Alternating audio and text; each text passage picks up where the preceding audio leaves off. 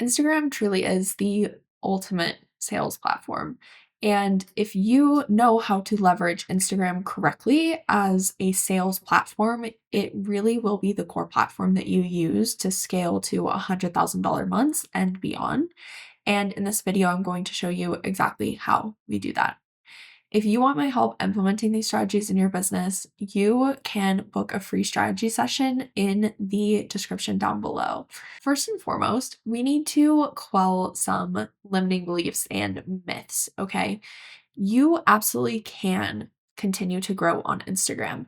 One, with the rise of Reels, and two, with leveraging cross platform traffic. There are other platforms besides Instagram where you can really gather more people and get a lot of visibility. And so the goal with Instagram is just to get people there so that you can then nurture them on your account. It's not necessarily your goal to grow on the platform. That being said, of course, it is still possible to grow on Instagram. And what we've seen is they're actually favoring smaller accounts. You also do not need thousands of followers to make sales or millions of views. If you're reaching at least 100,000 people per month, then you are more than reaching enough people to be able to make between $20,000 and $80,000 a month, depending on your price points and your conversion rate and your close rate. So there's a lot of other factors besides just Instagram that are going to come into play when you're determining the amount of money that you can actually make depending on the views that you have. I also hear a lot of people say, I don't want to give away all of what I do, or what if I give too much information away, then people won't want to work with me. And to that I say, information is not valuable, implementation is valuable. Right here in this video, it's going to be a long one, and I'm going to give you the entire strategy that I would teach to a client. But are you going to implement it on your own? We'll see. Phase one is optimizing your profile page. And I always recommend a little bit of a mindset shift here because a lot of people use their Instagram profile like a portfolio or kind of a personal diary. And the goal of Instagram is actually to treat it more like a landing page. You want to disseminate all of the necessary information that people are going to need to make a purchase with you. When it comes to optimization, starting from top to bottom, we have your bio, your display name, and your profile picture. Those are the top key things that you are going to be changing or setting up when you create an Instagram account. Your bio needs to have three components. Number one, it needs to have an authority frame. So we want to give people context as to who you are, why we should listen to you, why anyone would care about anything that you have to say. We want to give that context, okay? We also need it to be very clear who it is that you help and how. And then, of course, give a clear call to action in your bio so that people know what it is that they would be clicking on the link for. Just putting a link in your bio is not enough because people do not understand what they are going to get out of clicking that link. So you want your call to action to not just be click here, shop below, look at my stuff. We want to create a knowledge gap ultimately.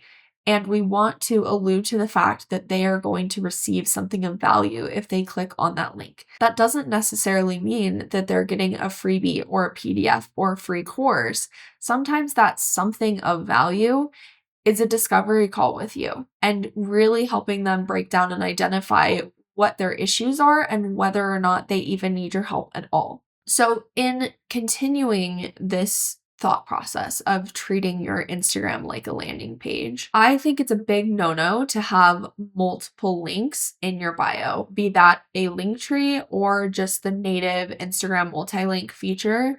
The more options you have, the lower your conversion rate is going to be. We want as few clicks as possible for you to get people to where you actually want them to go. So rather than giving them a million different options, your podcast, your YouTube channel, your freebie, your blog, your website, your services pages, anything that you're thinking of cramming into your bio right now, don't. Only link to the most important place for people to go. Only link to what is going to actually move the needle and drive revenue for your business. That could be a call booking page. where people are setting up sales calls. That could be your sales page where you are selling a mid to low ticket item. That could be to your email lead magnet because your funnels and your back end systems are so dialed in that you know that when people continue to join your list, you continue to sell. So, whatever you know is going to generate revenue for you is what we want that link in bio to be. In terms of your profile photo, a lot of people, especially with a business brand, find themselves very tempted to have that be their logo. And there has been a ton of research that supports the fact that people will follow you at an 80% higher rate if it is a photo of a person rather than a brand logo. So this could be a photo of your team, this could be a photo of yourself as the founder, but something that is going to be a clear image showing your face and reflecting your brand is going to be important. I've also seen a lot of discourse around the question of verification and whether or not you should pay for the Instagram verification. And in my ever so humble opinion, the answer is yes. Now, this is not for clout or authority as it used to be now that it is a pay to play. But in my opinion, as a founder and as somebody who is really trying to foster a level of trust with our brand and our consumers, it's really important to me that people are not getting messages from fake accounts and people are not feeling scammed by people who aren't me but are using my brand reputation and image. So the verification process in terms of the identity verification is really important. And I do think that if you are wanting to set up a business that has longevity and a sustainable business that is not going to rise and fall with the trends of Instagram, I think that verification is important so that people understand that this is you.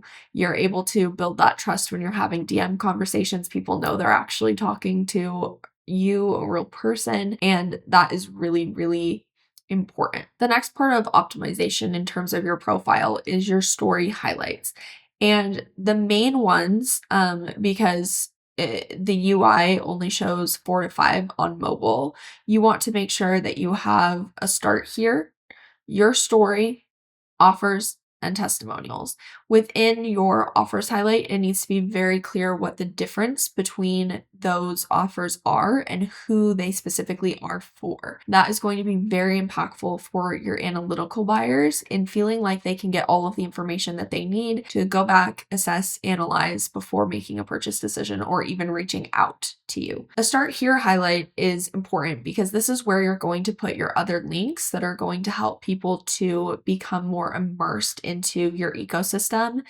This is where we're putting those links that you are no longer needing to jam into your bio. A start here highlight for us, what that looks like is a little blip of information about me, the founder, some information about our podcast, free resources, blog, YouTube channel, anything that we want people to go to gather further information, to be nurtured by us, and ultimately to provide a ton of value lives in that start here highlight. Your story is pretty self-explanatory. That highlight is going to give people an overview of your butterfly effect. So this is something that we have coined and we work tirelessly with our clients to ensure that their butterfly effect is dialed in so that we have a really clear understanding of the through line of their story, how their personal experience impacts their authority and what they do now and why they do what they do. So your story should serve to provide context, add authority, and ultimately throw in some humble brags so that people understand why they should bother listening to you. Testimonials, again, pretty self-explanatory. We want to always be infusing social proof, and this is a really great way for you to do that where it is easily accessible, it's always there, but you are not necessarily having to blast people with your testimonials constantly on your story, your feed, your reels, etc. It's really important with your Instagram that you create a pretty immersive experience for your people. So this is where the visuals and aesthetics come into play. Are the most aesthetic brands always the most highly converting?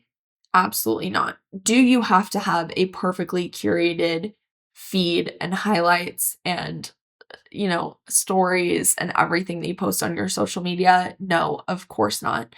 But it is going to be important, especially depending on the brand archetype that you are targeting and wanting to emanate from your brand, that you do have an alignment between your archetype and your brand visuals. Now, believe it or not, your feed, both your reels and static posts, is a part of optimizing your profile. However, we're going to dive into some outreach content and really understanding what is going to drive virality and attraction within the Instagram platform. So if you're wanting to do internal attraction on that platform, there's a few things that you need to understand. Number one, the algorithm thrives and is measuring user behavior, and it is measuring watch time. So the way to get visibility and get virality and get your content in front of as many people as possible is going to be in garnering a high watch time.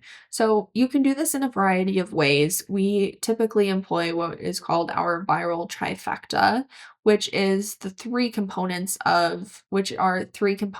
are prevalent in driving every single viral video that exists. Another great type of video for visibility is reaction videos. So taking a screenshot, doing a green screen of something that's kind of happening in your industry and adding your expert opinion to the conversation. Those are very impactful and perform very well, as well as any news related content or trends. Using trending sounds, if you are wanting to go that route and do like B-roll with text on screen, those also garner a lot of visibility for us. And what we've seen is that they really need to be at 4 seconds, and your text to time duration needs to be skewed so that people are rewatching the reel in order to read the entirety of what is on the screen. That seems to be the only way to really make those trending videos with text only perform really well, unless they're heavily controversial. Once you have attracted those leads and you need to nurture your people, this is where kind of that more optimization of your feed and of your grid is going to come into play. So with nurturing, we are wanting to anchor in your authority. We want to activate, so lead with results, and really showcase what the transformation is going to look like. And then acquire. So we need to have very strong acquisitional pieces of content that are going to drive an abundance of leads so that you have new inquiries coming into your business every single day. Now, this is part of that Instagram sales funnel that we talk about that is very, very impactful, because doing lead gen videos with call to actions in the comments where you can then reach out and have conversations with people is really, really helpful. So setting up a proper CTA video that is going to acquire a lot of leads and aid with that lead acquisition. This can be those text on screen short trending videos because they also get a lot of visibility. This can also be very dialed in activation content that has a clear call to action in the comments to get some sort of sales conversations happening. Now, depending on the effectiveness of the CTA and the content and how dialed in your acquisition is, what you'll see is varying results with the leads that you acquire. However, you are going to be consistently acquiring leads. A bad video that we've had perform not super well, that was this CTA acquisition format, had anywhere from 5 to 20 comments on it, which were intros into sales conversations that we were then able to start because we were getting that permission to then start that conversation. A good one is going to look like 50 to maybe 200 CTAs and sales conversations that are able to be started. And then a really great one is going to be probably 500 plus. And so we have seen, again, varying results because that happens with anybody's content, regardless of how dialed in it is and how psychology backed it is. There are simply going to be things that just don't hit with your audience. And as you're testing new things, as you always should be, that's fine. Some videos aren't going to get a lot of views and engagement, but you're not going to have that data without putting the content out. And you're not going to get an understanding of what to double down on, what works really well if you don't put that content out. So testing and being willing to have content not perform very well for the sake of data and information is going to be vital to your success. Now, I'd be remiss not to discuss the ManyChat automations, and that's probably what a lot of you were thinking when I was talking about call to actions, dropping people in the comments. We don't do that for starting general sales conversations. The reason for that is because we want to really lead with integrity in our sales process, and we don't want to bring people into our ecosystem that really aren't going to be a fit for what we're doing. The majority of our CTA posts are going to, one, be very specifically activating to the type of people that we are wanting to reach. And like I said, we are, with the way we're framing our CTA and what we're asking them to do to take action, we are getting the permission to start that sales conversation. And then what I will go through and do is I send a voice note personally to every single person that responds on those reels. It sounds really time consuming, but it's not. You'll get in a good flow, start tracking, track those people, track those leads, and you will see your sales start to spike. Now, the other way to leverage these CTAs is by using ManyChat.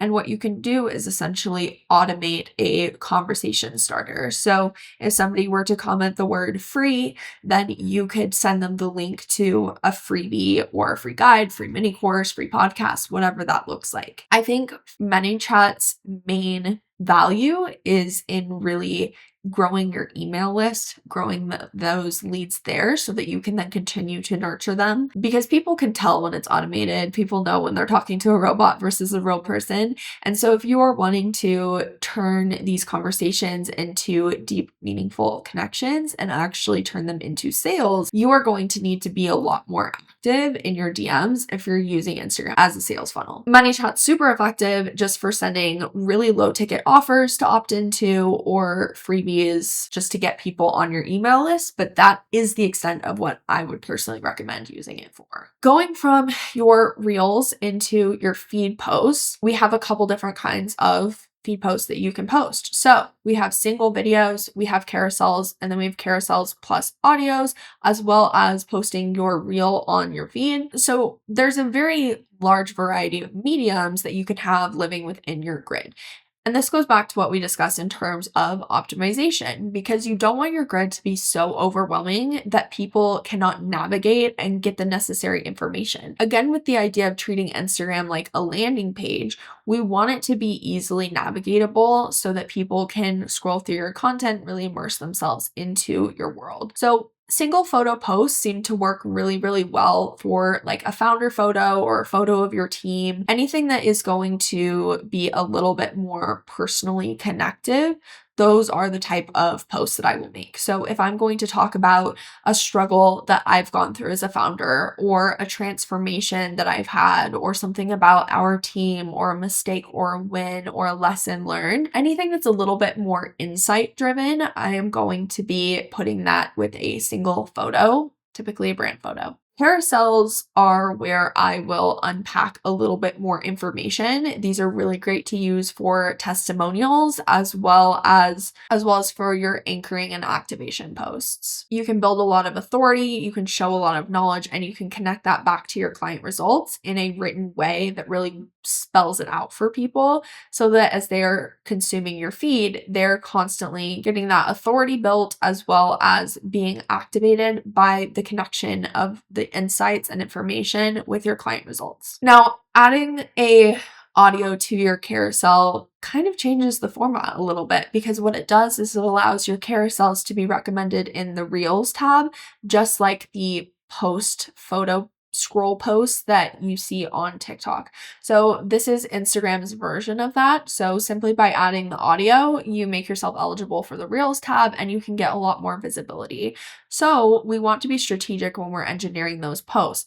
Carousels without audio are more so for immersion and nurturing of our existing audience, whereas a carousel with audio, where it's going out to Reels, that needs to be geared a little bit more towards virality and attraction. We are also strategic with the Reels that we keep on our feed versus the ones that are just under the Reels tab. We keep Reels on our feed that are very concise to our core message and give, again, information that we need people to have to actually make a purchase decision with us. Those CTA reels, anything that's more engineered for visibility, stuff like that, that gets hidden from my feed and just lives on the Reels tab for outreach. Now, one of the most common questions that I get asked is about caption length, and this applies to both feed posts and Reels. And I apply the rules of fashion to social media. So if you have a post that is very information heavy, then we're going to have a shorter caption. Whereas if we are having a post that is just a little bit more clickbaity, trying to get people's attention, then our caption is going to be a little bit longer and more engaging. So just like you would have tight top, loose bottoms, or tight bottoms, loose top, that is the vibe for this type of content. You're also able to be very strategic with these feed posts where you have a carousel and then maybe you also include a longer form caption specifically for the use case of cross-platform traffic. What we like to do is every once in a while, we will post carousels that are kind of treated almost like a mini blog post so that we can create standard pins and drive a lot of traffic to those individual posts from Pinterest, again, bringing in that external visibility. When it comes to planning your content and organizing what is going to go where on your feed and what is important for you to share and knowing what people need to hear from you to actually buy, we are dropping a free course that is going to walk you through the entire process of creating 12 months of highly converting content, as well as understanding how to infuse that buyer psychology into your content. So we'll have the link to that below. Moving on to Instagram stories, what you need to understand about the algorithm is that stories are being shown specifically to your most engaged followers. These are your hottest leads. These are the people that you've been having DM conversations with. Nurturing, providing value, and also giving them quick and easy access to your podcasts, your YouTube videos, opting into freebies is going to be really impactful for nurturing those super hot leads. Getting freebie opt-ins can be really great here, using those same ManyChat automations where if people respond with a specific word, you can drop them a link to grab your freebie. Stories are, in my opinion, the most important part of leveraging Instagram as a sales funnel. On a minimum, you should be selling on your stories 3 times a week. But this is what I mean by selling, okay? Not in an ick, cringy way. What I like to do is pair insight with urgency. When I say urgency, I mean ethical urgency. I'm not talking about the fake one spot left type of urgency. You can create really ethical urgency by tapping into people's desires and showcasing the behind the scenes of other people producing those results. They're going to feel urgency around not wanting to miss out. So that bandwagon effect is a really great way to build ethical urgency. So when we're selling and with this idea of pairing insight and urgency, what we do is I will showcase some behind the scenes transparency as to what is happening in the program. This could be a screenshot of a client win. This could be a little clip of behind the scenes with a call or training or lesson that we're doing. This could be development that I'm doing on the program. Anything that's going to pull back the curtain and kind of leverage that future pacing and sales psych to help people understand what it would actually look like to work with you. Pairing that visual context with a result or what it is that that specific element of the program produces, as well as insight around what you actually teach is going to be what drives those sales home. Leveraging social proof, showing the offer features, using those CTAs, pushing to the DMs, even linking to landing pages, all of those things are different ways that you can drive traffic and turn those watchers into leads. It doesn't matter if somebody sends a DM, actually submits an application, books a call, or even uses one of the tap reaction stickers where you are explicitly asking for permission to start that sales conversation. It doesn't matter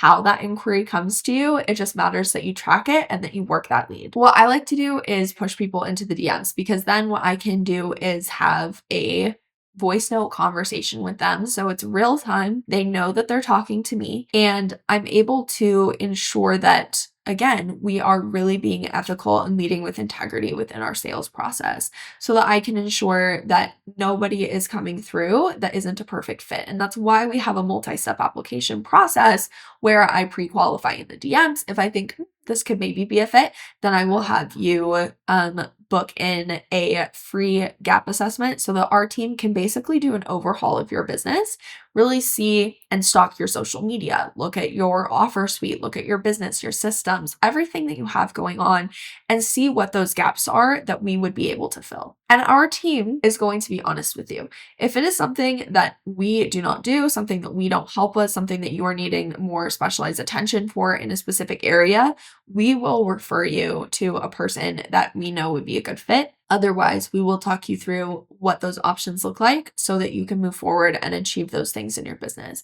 Because the way that we handle our sales process is we're not trying to sell everything to everyone.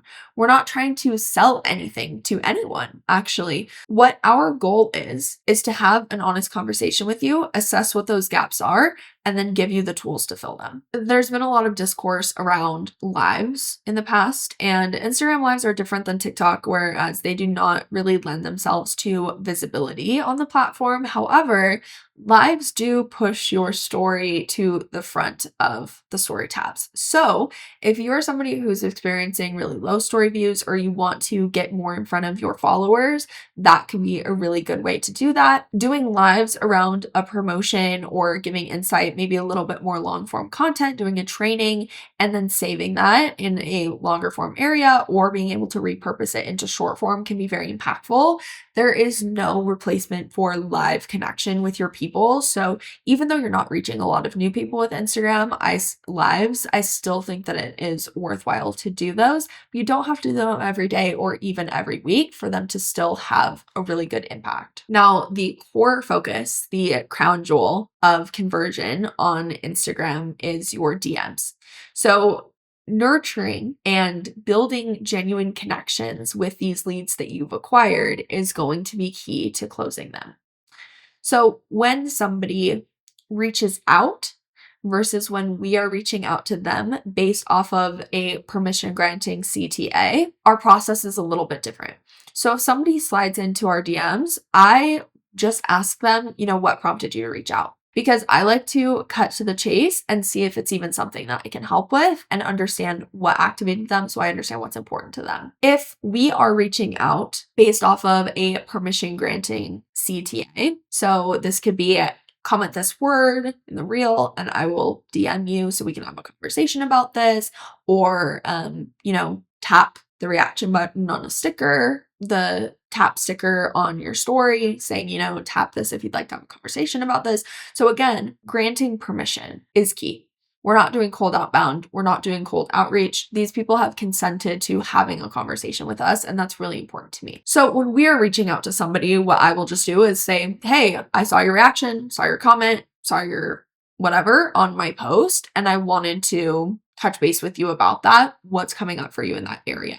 Again, I just want to have an understanding of what activated them and is this something that I could even begin to help with. Like I mentioned previously, voice notes are huge for me because one, it's the only thing on Instagram that you cannot automate. So people know that they are actually getting to talk to me. And that's really important, again, for building that trust and building that connection that people don't think they're being sold to by some setter in my DMs. So when I'm handling a voice note, I am treating it basically the same as I would any conversation, any sales conversation where I am live and on a call. So I am going to go through the discovery process and asking all the questions that I need to know to really thoroughly understand their current reality, what's coming up for them, what are they going through right now, and then understanding what their desired outcome is. Having that understanding of what their reality looks like, what they're doing, what they're not doing is what is going to give me the information that I need to assess what their gaps are and tell them honestly and ethically if this is actually something that I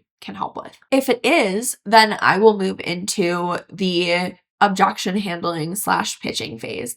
Now, I have stopped doing a lot of actual sales in my DMs for no other reason than the fact that I feel like we can really get a deeper understanding from people on a call than I can in the DMs. And because of the way that we do very education-based selling, even if somebody walks away from a call with us without signing up, I know that they're going to leave with a ton of value, clarity, and a sense of direction. So it's really important to me to be able to offer that to people so that at the very least, even if we can do nothing else for them, we can provide a sense of direction and point them where to go. I will also focus in on objection handling because oftentimes there are little things coming up for them that they may or may not just fully have clarity on based off of our social media or things that they've seen, and things get lost in translation on content. So if there's any objections that they have prior to going into a conversation with someone on our team to do that gap assessment, then I will always try to go through that as well.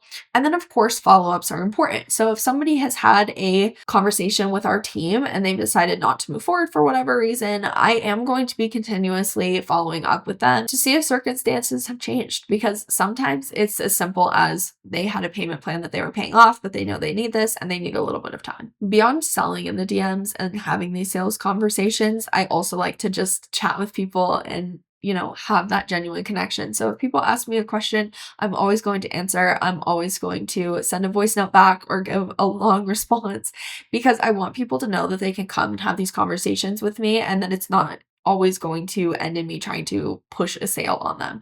Again, I'm not trying to sell anything to anyone. I'm just trying to fill people's gaps. And if we can do that with our offers, great. If not, great. At least I can grant some clarity and be a sounding board for my people. If you yourself are struggling with Instagram and you don't have this process dialed in to where you are getting at least 10 to 15 leads per day from Instagram, then you have some gaps in your process, and that's totally okay.